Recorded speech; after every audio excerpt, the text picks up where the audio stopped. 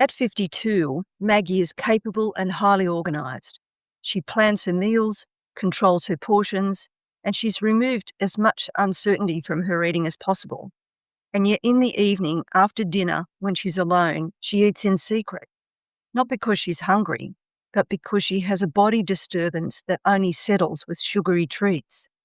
So when Maggie says she doesn't trust herself with food, she isn't describing a character flaw, she's describing the central emotion driving her eating. And once she realised the connections, her secret eating stopped being shameful and started to make complete sense.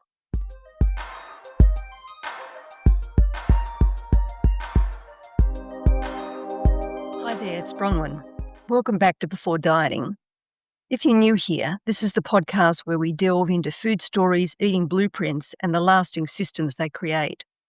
In today's episode, I want to unravel the food story of a 52-year-old woman named Maggie and how her eating system, like everyone's, holds all the clues and the solutions for ending weight regain. When I spoke with Maggie, she immediately set the scene for me by telling me that she loves food, is an experienced dieter, and an expert weight regainer. She also shared her frustration that after so many years of trying, she still hasn't been able to solve this weight problem. As our conversation continued, Maggie doesn't talk about diets or what she's eating. Instead, she talks about what she believes will happen if she lets herself eat freely. She's convinced that once she starts eating, she won't be able to stop. And because she doesn't trust that she has a limit, she never allows herself free rein.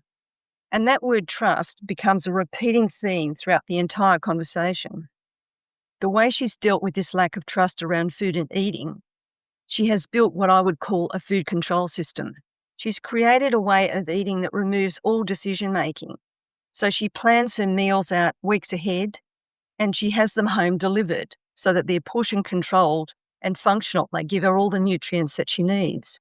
And on paper, it works. Her nutritional needs are being met. Her calorie intake is controlled, and she doesn't have to negotiate with herself throughout the day. But what's missing is the enjoyment, the variety, and the comfort of food. So pretty much each evening, the absence of this deep nourishment throws a spanner in the works. So after she eats her calorie-controlled meal at night, she's left with a restlessness. It's not a physical hunger, but it doesn't go away. And this is where the tension builds, because one part of her knows she's had enough to eat, and another part is already scanning almost automatically for what else will take that feeling away. And it's usually something sweet, and something that's definitely not part of her calorie-controlled plan. The way she describes it, it is like a split inside her. But it isn't if we look at it from the outside. It's actually a system, and it has its own logic. But this is where the problem gets mislabeled. It looks like something she should be able to fix with more willpower. Be stronger, go for a walk after dinner, create a better routine. But when you look more closely, what you're seeing is someone who's built her eating around not trusting herself. The structure is already there. So it's not a lack of effort, it's a lack of trust in her own decisions around food. And that's why willpower and habits won't resolve it. Those things sit on top of the problem, they don't reach down into the root cause. So we need to shift the focus from trying to adjust her eating and instead look at where the loss of trust began and how it became part of the system that she's now living with. To do that, we need to go much further back, and we need to go deeper, go back into her family story. So let me give you a few details of Maggie's growing up.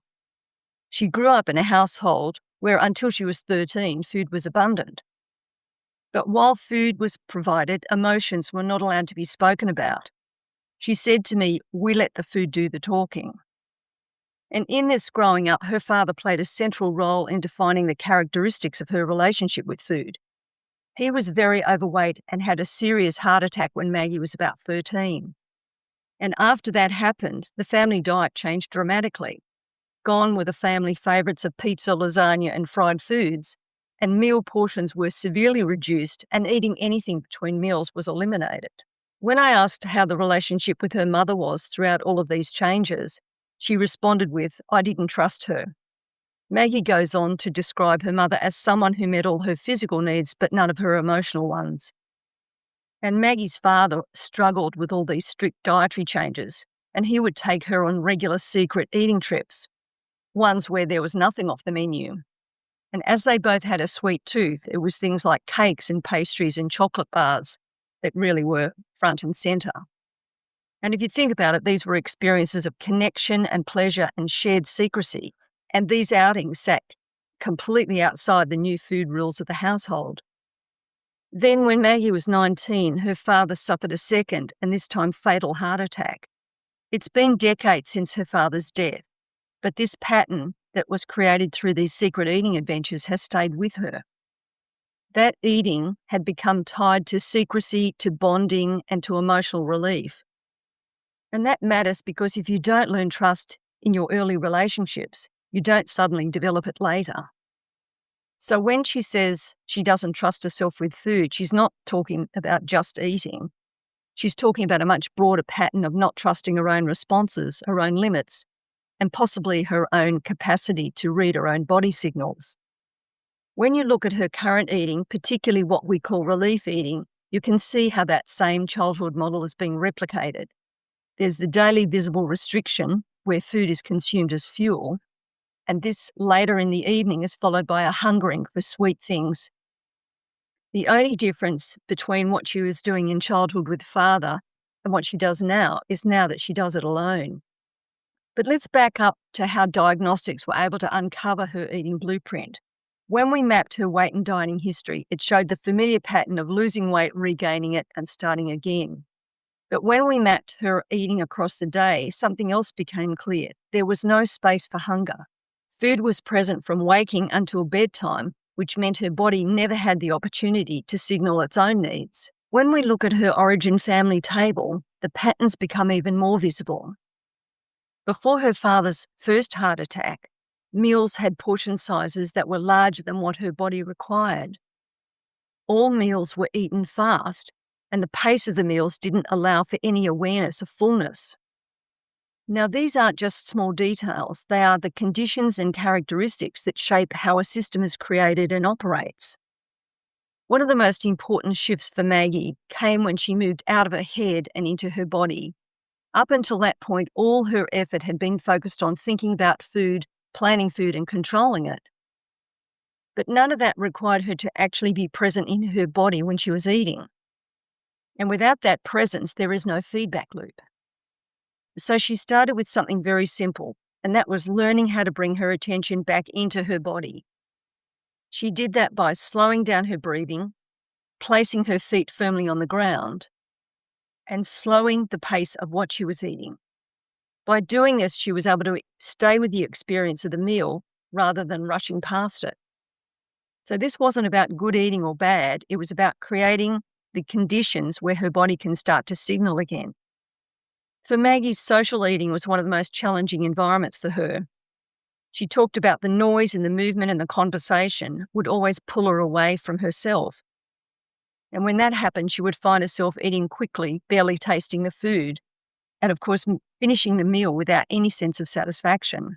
So in social situations, her first goal wasn't to control what she ate, but to be able to stay present long enough to actually experience it. She wanted to leave a social event being able to say, I enjoyed that, and actually mean it. But when you look at Maggie's story as a whole, what becomes clear is that the food is not the problem. For her, food is both the symptom and the solution within her system. It responds to the emotional build-up, provides relief, and it maintains the patterns that were established early on with her father. The real driver of this is trust. And once that becomes visible, then the type of work you do changes. And for Maggie, instead of trying to win the battle between herself and the refrigerator, the focus shifted to rebuilding trust in small, practical ways. And for her, that might mean allowing herself to experience hunger without immediately responding to it. Or it means staying present with food long enough to notice when satisfaction arrives. And this is where the diagnostics matter, because without understanding the system that you're working with, every solution will be aimed at getting rid of the body fat as soon as possible. Yes, you can adjust your food intake, or like Maggie, increase the level of control, but the underlying system is purpose-driven and it will continue to produce the same results. For Maggie, identifying trust as the central trigger in her eating system gave her a completely different starting point. She was able to see that when trust was low, her eating escalates, and when trust is more stable, her system is able to settle. That's not something you can solve with a diet. It's something that requires a different kind of attention and inquiry. And this is what I want you to take from her story today, and that is most things make sense when you see them in the right context. When your eating seems illogical, it's often a system doing exactly what it was built to do. And when you can understand the purpose of your system, you can move out of the self-blame and start finding solutions that actually match the problem. I hope this episode has helped you think differently about your own relationship with food. And if you're ready to take a deep look at your own food story and eating blueprint, head over to the Waiting for Happiness website and explore the diagnostics that I've developed specifically to do this. They're designed to help you see what has been invisible so you can stop repeating the same cycle. Thanks for listening. If you know a woman who's caught up in this cycle, please share this episode with her, and I'll talk with you next week.